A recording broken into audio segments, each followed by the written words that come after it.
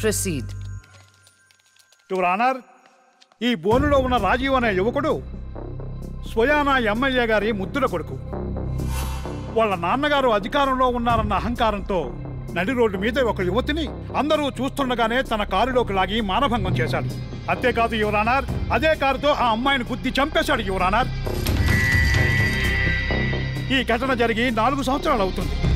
ఈ రాజీవే హంతకుడని అందరికీ తెలుసు, కానీ ఇంతవరకు నిందితుడికి శిక్ష పడలేదు your honour. Objection your honour. Objection sustained. Thank you. ఈ పేపర్లో టీవీల్లో వచ్చిన వార్తల ఆధారంగా శిక్షిస్తూ పోతే జైళ్లు నిండేవి యువర్ ఆనర్.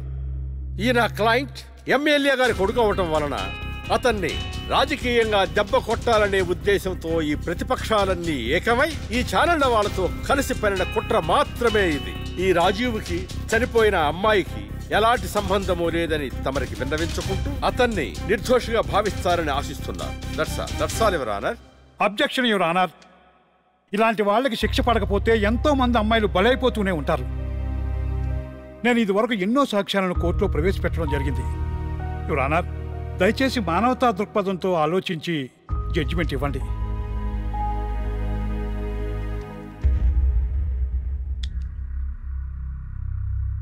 ఈ కేసు పూర్వాపరాలు పరిశీలించిన మీదట సాక్ష్యాధారాలు తారుమారు చేసి ఈ కేసుని పక్కదారి పట్టించడానికి ప్రయత్నం జరిగిందని నాకు అర్థమైంది. సాక్ష్యం లేకపోవచ్చు, కానీ కారణం లేకుండా ఏ ఆడపిల్ల తల్లిదండ్రులు మా అమ్మాయిని మానభంగం చేశారు, చంపేశారు అని కోర్టు మెట్లు ఎక్కరు. కానీ ఈ తల్లిదండ్రులు 4 సంవత్సరాలుగా కోర్టు మెట్లు ఎక్కుతూనే ఉన్నారు. ఈ రోజు వరకు న్యాయం కోసం తిరిగి తిరిగి అలసిపోయిన వాళ్ళ కాళ్ళకి, నా తీర్పు కోసం ఎదురు చూస్తున్న వాళ్ళ కళ్ళకి విశ్రాంతి ఇవ్వాలని నిర్ణయించుకున్నాను. ఇక్కడున్న ప్రత్యక్ష సాక్ష్యాలను రాతపూర్వకంగా సాక్ష్యాధారాలని స్వీకరించండి.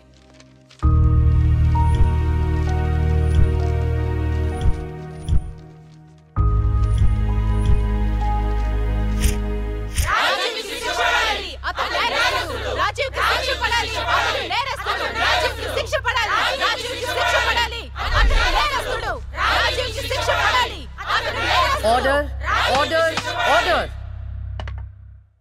రాజీవ్ అనే ఈ ముద్దాయికి లైఫ్ ఎమెన్షన్ కఠిన కారాగార శిక్ష విధించడమైనది. Objection your honour. Objection overruled. The court is అడ్జర్న్డ్.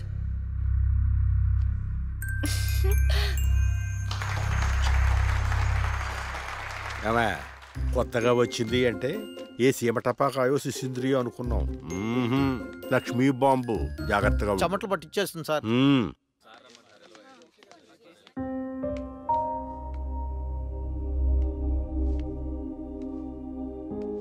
Hello hello, అందరూ ఒకే దగ్గర ఉన్నారు. ఏంటి స్పెషల్? చేపల పులుసు మేడం. తినండి తినండి. మీ అందరికీ ఒక విషయం చెప్పేద్దామని వచ్చాను. ఇక మీదట దొంగ సాక్ష్యాల్ని ఎంకరేజ్ చేయకూడదు, న్యాయంగానే వాదించాలి. ఏమిటి మేడం, ఏం మాట్లాడుతున్నారు? ఇంకెలా మాట్లాడమంటారండి? కోర్టుని కూరగాయల మార్కెట్లా తయారు చేశారు. స్టేషనరీ నుండి సాక్ష్యాల వరకు ప్రతిదీ అమ్మకమే. మర్డర్ కేసుకో రేటు, దొమ్మి కేసుకో రేటు, రేప్ కేసుకో రేటు. చిచి, చెప్పుకుంటేనే సిగ్గుచేటు. సంపాదించుకుంది చాలు, ఇక అన్నీ మారాలి. అన్నీ మారతాయి. ఇక నుండి దొంగ సాక్ష్యాలు చెప్పేవాళ్ళు కోర్టు సరౌండింగ్స్ లో కూడా కనిపించడానికి వీల్లేదు. ఎవడైనా కక్కుర్తిపడి డబ్బు కోసం దొంగ సాక్ష్యాలతో కేసుని గెలిపించుకోవాలని చూస్తే వాళ్ళని కూడా నేరస్తుల బోన్లో నిలబెడతా, శిక్షలో షేరింగ్ ఇప్పిస్తా. ఇక నుంచి న్యాయం గెలవాలి,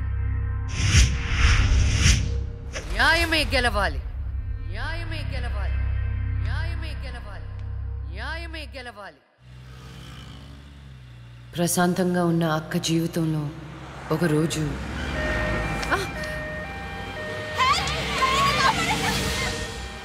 అంబులెన్స్లో అమ్మాయిల ఫాలో అవ్వు. జాగ్రత్త.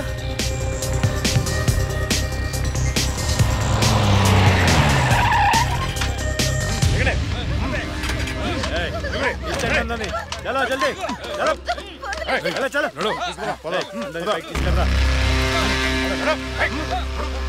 అంతా ఓకే అన్నా తీసుకొచ్చా అందరినీ.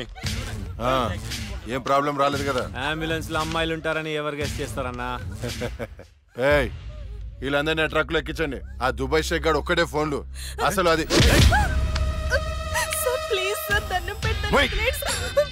అరవకో ఏంటే నువ్వు అరిస్తే రిప్లై ఇచ్చేవాడు ఇవ్వలేడు.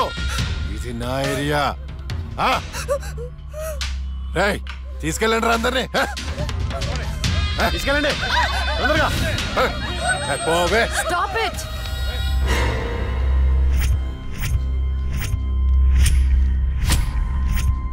ఇవ్వచ్చువే నువ్వు. అది తర్వాత హాస్పిటల్ కి వెళ్లాల్సిన బండి ఇక్కడికి వచ్చింది ఏంటి? ఏంటి పాప క్లారిఫికేషన్ కావాలంట? రే ఇచ్చేయండి రా. అమ్మాయే కదా అని అలుసుగా చూస్తున్నారేమో. లక్ష్మి, జస్టిస్ లక్ష్మి ఆవేశపడి అటాక్ ను చేశారో ఆక్సిజన్ ఆగిపోద్ది. Arrest him.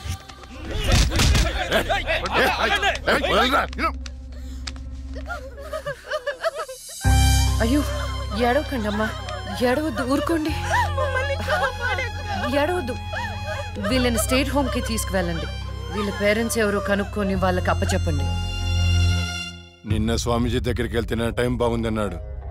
ఏంటి ఇలా జరుగుతుంది? అమ్మాయిల అక్రమ రవాణా కేసు మినిమం 10 సంవత్సరాలు శిక్ష పడుతుంది. నిన్ను శిక్ష ఎన్నేళ్లు పడుతుందని అడగట్లేదు, నన్ను శిక్ష నుంచి తప్పించగలవా అని అడుగుతున్నా. తప్పించడానికి అక్కడ ఉంది ఎవరు?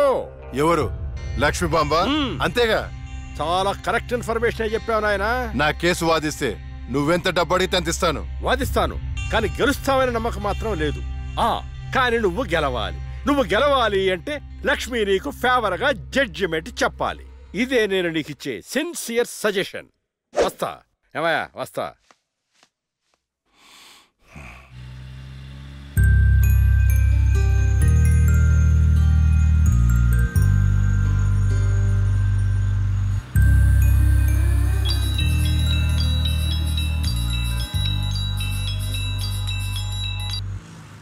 హలో, వైకుంఠాన్ని.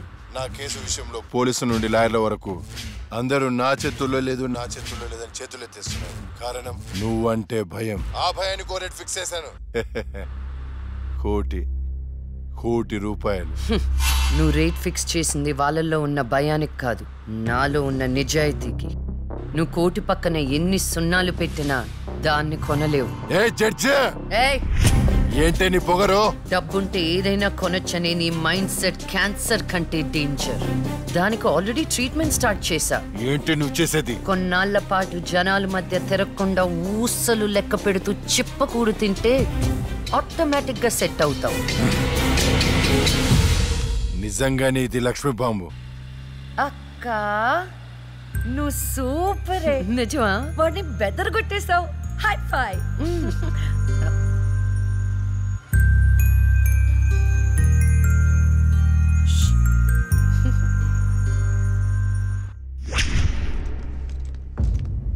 కంటిన్యూ. అంత మాత్రానికి నా క్లయింట్ని నేరస్తుడు అనడం భావ్యం కాదు. పట్టుబడిన 10 మంది అమ్మాయిలు ఇచ్చిన స్టేట్మెంట్ ఆల్రెడీ మీకు సబ్మిట్ చేశాం. న్యాయాన్ని గెలిపించండి.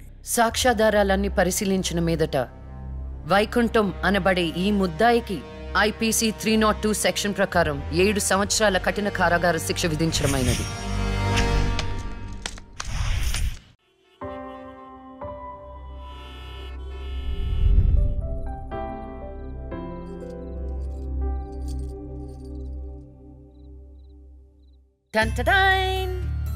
భలే ఉన్నావక్క.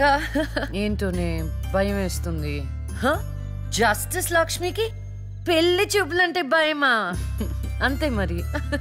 నువ్వు కూడా నాతో రావే. నువ్వే, అది నీ పర్సనల్ ఇష్యూ, నువ్వే చూసుకో. అంతేనా? నీకేంటక్క, నాదిష్టే తగిలేటట్టుంది. నువ్వు బంగారం.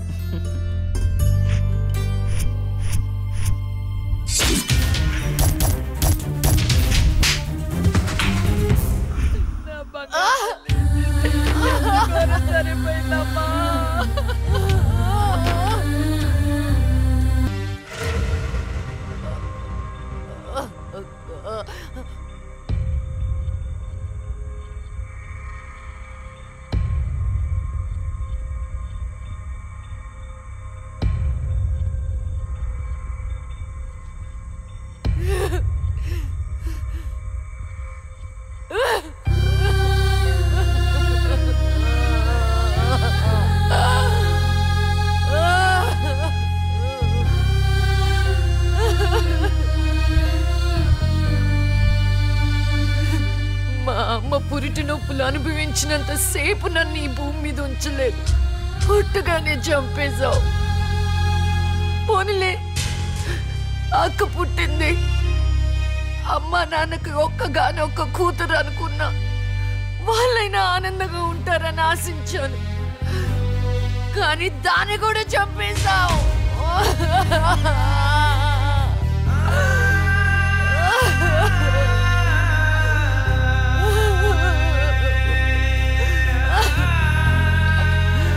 అసలు వాళ్ళు చేసిన తప్పేంటి? అమ్మ రోజు నీకు పూజలు చేస్తూ ఉపవాసాలు ఉండటమా? ఒంటరిగా ఈ వయసులో వాళ్ళు ఎలా బ్రతకాలి?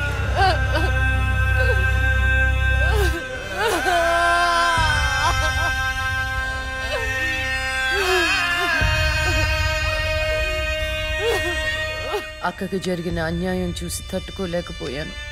పాపం ఆ దేవుడు కూడా చలించిపోయాడేమో. చిన్న వరం ఇచ్చాడు. అప్పుడప్పుడు అక్క శరీరంలోకి వెళ్ళే నేను శాశ్వతంగా తన శరీరంలో ఉండిపోయాను.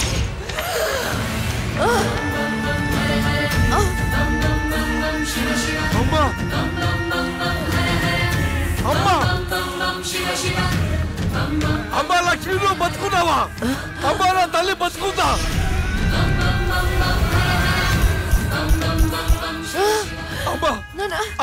మీకేం కాలేదు కదా? నాకేం కాలేదు, నువ్వు పదమ్మా.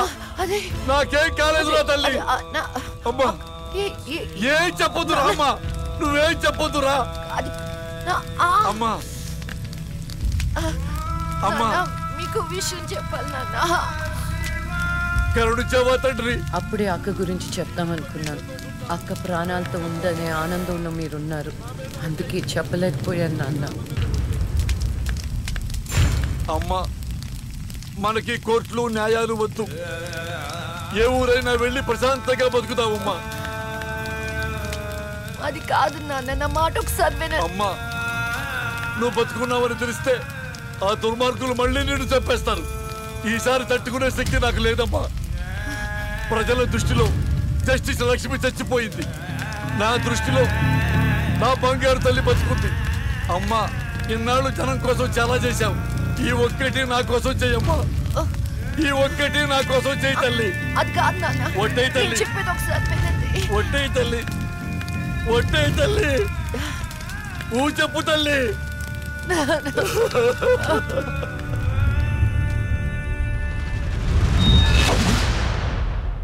అమ్మా నాన్న, అమ్మా ఏడవద్దు, అమ్మా ఏడవద్దు నాన్న, ఏడవద్దు నాన్న. అక్కని చంపి ఈ కన్నీళ్లకు కారణమైన వాళ్ళని వదలను. వద్దమ్మా, వాళ్ళు అసలే రాక్షసులు, నిన్ను కూడా చంపేస్తారమ్మా. వదలొద్దమ్మా, వదలొద్దు. మీ ఎక్కని చంపిన వాళ్ళకి శిక్ష పడాలని మనస్ఫూర్తిగా కోరుకుంటున్నా. ఏవే నా బిడ్డ మీద నాకు మనస్ఫూర్తిగా నమ్మకం ఉంది. అమ్మా మీ అక్క ఏ న్యాయాన్ని నమ్మిందో దాన్ని నువ్వు బతికించాలి, బతికించాలి.